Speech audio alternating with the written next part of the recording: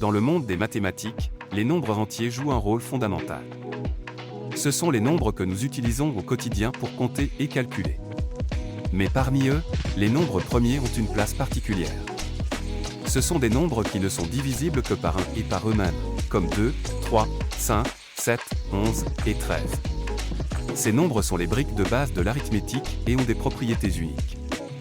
Pour bien comprendre ce qu'est un nombre premier, il est essentiel de maîtriser les notions de diviseur et de multiple.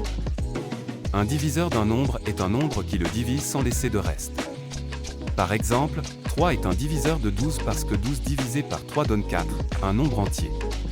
En revanche, un multiple d'un nombre est obtenu en multipliant ce nombre par un autre entier. Par exemple, 12 est un multiple de 3 car 12 est égal à 3 multiplié par 4. Il existe aussi des critères de divisibilité qui nous aident à déterminer rapidement si un nombre est divisible par un autre. Par exemple, un nombre est divisible par 2 s'il se termine par un chiffre pair, comme 0, 2, 4, 6 ou 8. De même, un nombre est divisible par 5 s'il se termine par 0 ou 5. Ces critères simplifient beaucoup les calculs et permettent d'identifier rapidement les diviseurs d'un nombre. Les nombres premiers sont définis comme des nombres entiers supérieurs à 1 qui n'ont que 2 diviseurs, 1 et eux-mêmes. Par exemple, 2 est le plus petit nombre premier, et c'est aussi le seul nombre premier pair. Il est important de noter que 1 n'est pas considéré comme un nombre premier car il n'a qu'un seul diviseur, lui-même.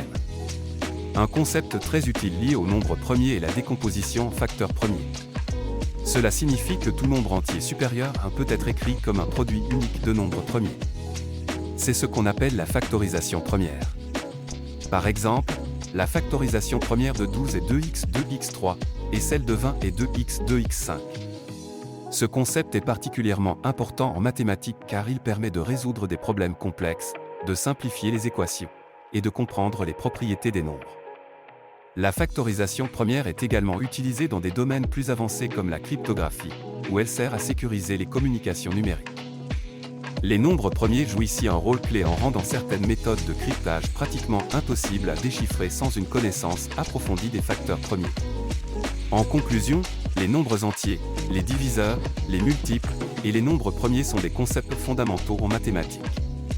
La maîtrise de ces notions est essentielle pour aborder des sujets plus avancés en algèbre, en théorie des nombres et dans d'autres domaines.